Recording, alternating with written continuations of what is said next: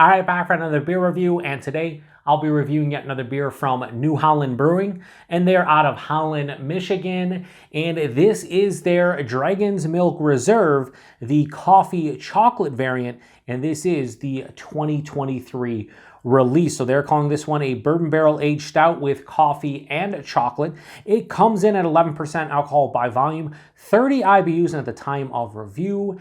This bottle is just under 2.5 months old. So we have another Dragon's Milk Reserve beer from New Holland, and that's pretty much all I review from them, at least over the past couple years, because that's all we get here in the Buffalo, New York area is pretty much this beer, maybe one or two others from them, but it's the Dragon's Milk Reserve series, and they're hit or miss. Some of them are delicious, some of them a little bit underwhelming. I will say I always go into this series specifically knowing that, much like the KBS series, the body is going to be thin. It's always whether or not the flavors are going to work. So this one is coffee and chocolate, pretty simplistic mocha, characteristics is what I'm looking for. But I'm hoping that this one is highly enjoyable, and we are going to pour this one in the glass and see what we got going on here. So let's give it a pour here. And again, it always looks thin pouring in. I say that pretty much in every review of these that I do, but it definitely looks thin. We're not going to pour it all in. You know what? Fuck it. We are. Why not? We got to lose here. Just pour it all in. So yeah, again, I really like this series. I've been having beers from this series for like past 7-8 years, and they're always interesting at the very least. Some of them work, some of them don't, but it's fun trying them. So yeah, deep, dark brown color on camera. It's going to be pitch black. Hold up to light, you can't see anything through it, but it's definitely not pitch black in person. Just under a finger of a straight up, I'd say light brown colored head. It looks somewhat creamy, dissipated. There's some decent carbonation. It plays the role of a bourbon barrel aged Imperial Stout with coffee and chocolate. Let's get a nose. Yeah, wow, the coffee is screaming. Wow. Wow. How many times can I say wow? Oh, wow. Owen Wilson. Oh, wow. Yeah, that's a coffee bomb. That's hitting the nostrils. It's like medium roast, just coffee right in your face. It's like I'm actually about to drink black medium roast coffee. There's underlying like a roasted malt. There's a little bit of coffee, not straight mocha vibes in the nose. It's more coffee. Honestly, the base beer is getting kind of lost. That coffee's just dominating. Yeah, coffee's dominating. The chocolate's starting to fight through a little bit. There's a little bit of vanilla. I'm not getting any barrel presence. And there's a slight like roasted malt kind of tinge. But if we're being honest, this just smells like straight up black coffee. Not a bad thing. It actually smells pretty fucking good. It's just everything else is getting kind of lost to some degree. So hopefully the taste is a little bit more complex and in-depth. Anyway, let's get into it. Cheers, everyone.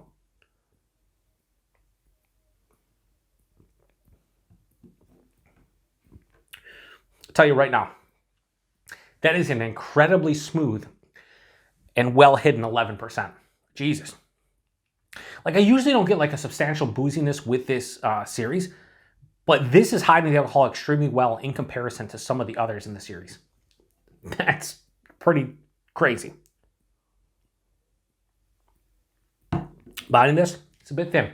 11%, I want to see like medium full into full body, right? Something of that nature.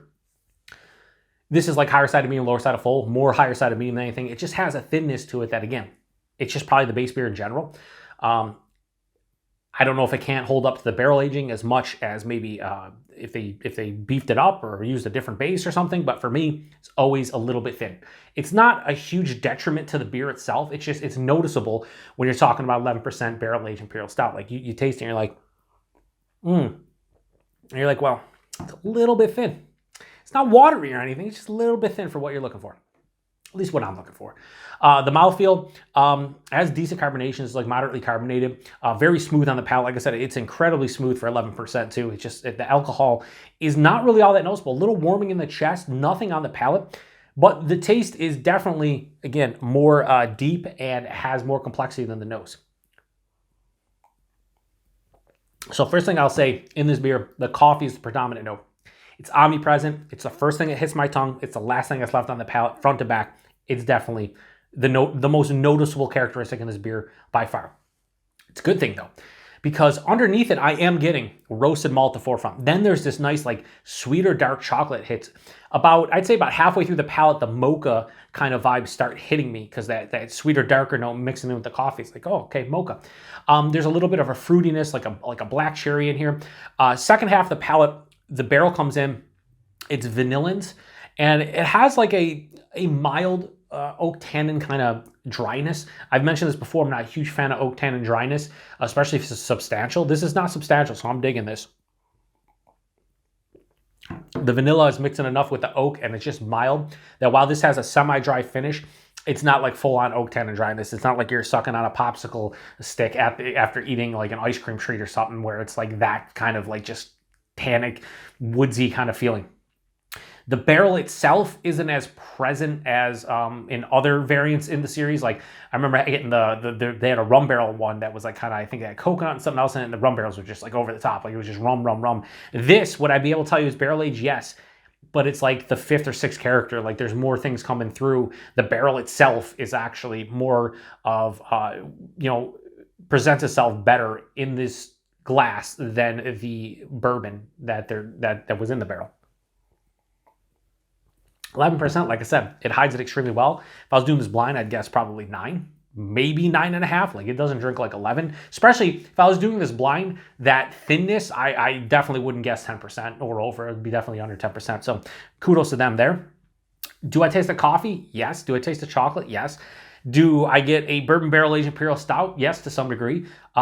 This might be one of the better variants I've had from them in a little bit. Is it amazing? It's probably not my favorite variant from them, but man, it's probably one of my favorite in the last couple of years. Like it's up there. Like, was it the maple? They did a maple one, I think. That was pretty good, maybe like 2 or 3 years ago. They did a banana coconut one like maybe 3 or 4 years ago. It was fantastic. This is good. This is really good. The knocks on it, like I said, thin body. The oak tannins being there, again, it's not a detriment, but I wish it wasn't there. And I wish I could taste a little bit more of the bourbon, but like, it's a pretty fucking good beer in general. So Dragon's Milk Reserve, the coffee chocolate variant. This is the 2023 release from New Holland. I have absolutely 0 issues giving this beer right here a low 4.25 out of 5. I'm going to go 4.15 out of 5. I think that's where this lands. Damn good. They do have a spiel here on the back, which I won't read. More or less, it says that they're using real cocoa and they're using freshly ground coffee. And yes, the coffee is like, yes, like it's. Here's the thing. If I was doing this blind and I didn't say coffee, then my palate is shit.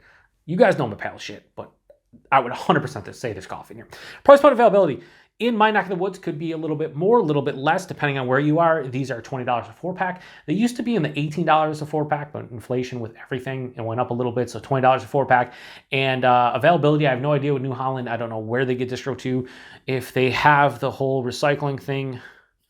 Yeah, so New York, Vermont, Connecticut, Maine, Massachusetts, Iowa, Michigan, Oregon, California. So they get in a lot of different areas. If you see Dragon's Milk Reserve beers from them, you should have already seen this one. If not, it should be on the shelf as we speak. And I would recommend picking this one up if you do like mocha, Imperial, barrel-aged Imperial Stouts, or if you like coffee or chocolate, especially if you like coffee. This one is definitely coffee heavy, and I do dig that. So if you've had this one before, post in the comment section. Let me know what you think about this one.